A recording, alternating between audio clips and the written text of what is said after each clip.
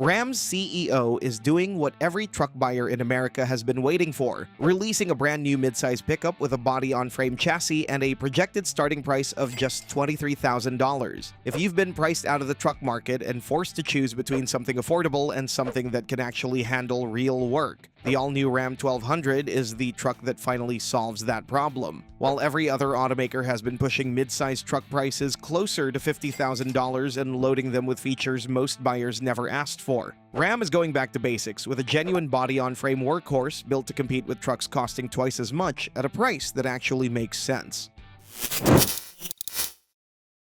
Cheap but genuine.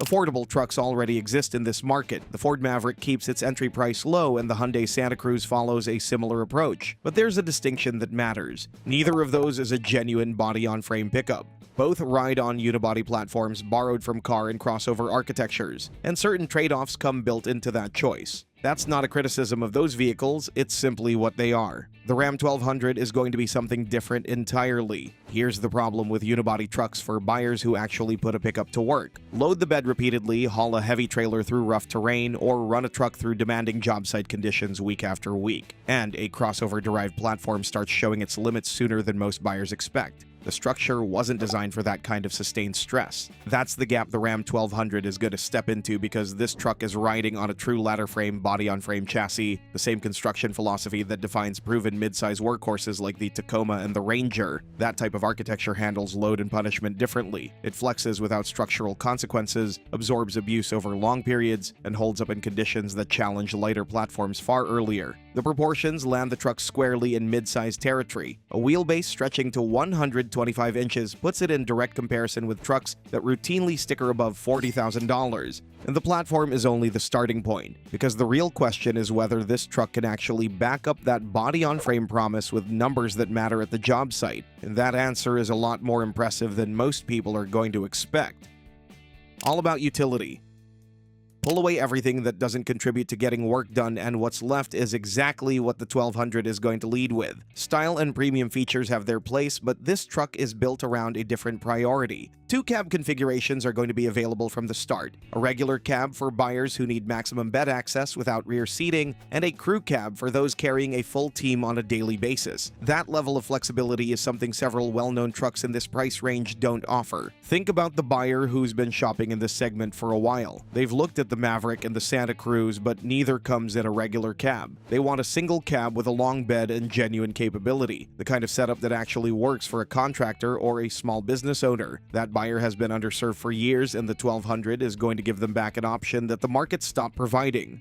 Regular cab, genuine frame, real work capability, at a price that holds up as a business decision. Those capability numbers deserve a direct look. Towing capacity is going to reach up to 7,700 pounds, a figure that competes in the top of the mid-size truck segment regardless of price. Payload is going to reach approximately 2,900 pounds in certain configurations, which covers the range of real-world work use most buyers in this class are going to encounter. Together, those two numbers tell a story that most buyers won't expect from a truck at this price point. The bed is contributing too, with a cargo volume approaching 68 cubic feet. On single cab variants, the tailgate swings open a full 180 degrees, which makes loading in tight or congested spaces far more practical than a conventional setup allows. Now, towing 7,700 pounds and hauling nearly 3,000 is genuinely impressive, but none of that means much if the engine underneath can't deliver it efficiently, and that's where the North American version of the 1200 is about to do something the segment hasn't seen before. Powertrain. The global Ram 1200 lineup is going to vary by market, and the engine picture reflects that. In many regions, Mitsubishi's 2.4-liter turbocharged inline-4 is going to do the work. It's a unit rated at 207 horsepower and 236 pound-feet of torque. But for buyers in the US, there's a real-world argument that goes beyond horsepower numbers. Running a work truck regularly means fuel costs that add up quickly, and for a buyer who's already stretching to stay under budget on the purchase price, high fuel bills are a persistent pressure on top of everything else. That's exactly why the North American version is expected to go in a different direction. Reports are pointing toward a hybrid powertrain as the primary focus for the US market, a setup that addresses not just what it costs to buy this truck, but what it costs to run it over time. Stellantis has options ready. The leading candidate is a 1.3-liter turbocharged hybrid system, an architecture already at work in the Dodge Hornet and the Alfa Romeo Tonale. It's a compact package, but it's proven across real-world applications, and in a mid-size pickup it has the potential to deliver meaningful efficiency gains without sacrificing the power delivery that work use demands. Exact output figures for the North American spec are still being finalized, but the direction is clear. A hybrid drivetrain in a body-on-frame truck at this price point is a combination that doesn't currently exist in the segment, and that's a gap the 1200 is going directly after. Joint forces.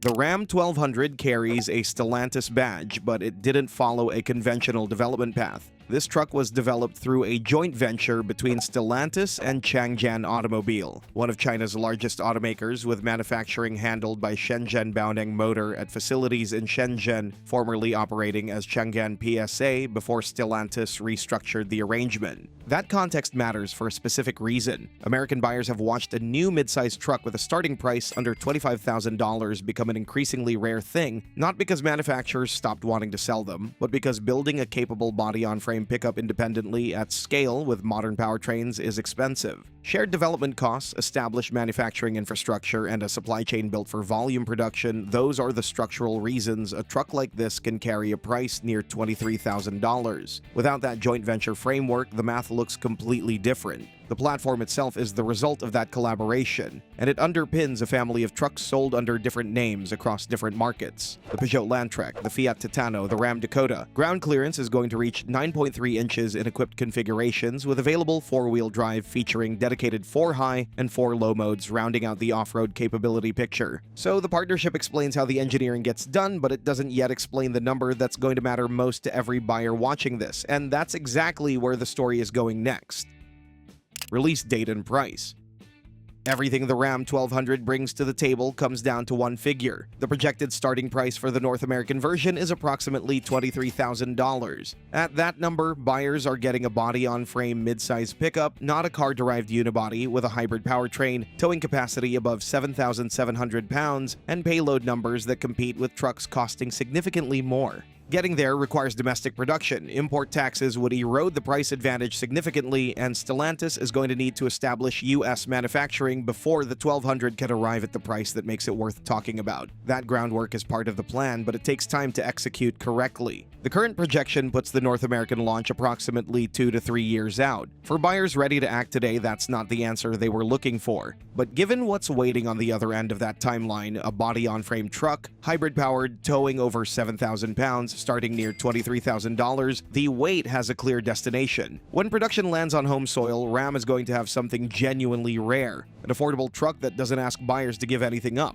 The Ram 1200 is arriving at exactly the right moment. Body-on-frame construction at a price the segment hasn't seen in years, a hybrid powertrain built around what North American buyers actually need, towing capacity above 7,700 pounds, payload pushing nearly 3,000 pounds, and a starting figure of around $23,000. It's a truck that answers every complaint buyers have had about the direction this market has been heading. The 2 to 3 year wait for U.S. production is the only thing standing between American buyers and what might be the most compelling value proposition in the mid-sized truck segment in a very long time. When that production is in place, the conversation around affordable trucks is going to change completely.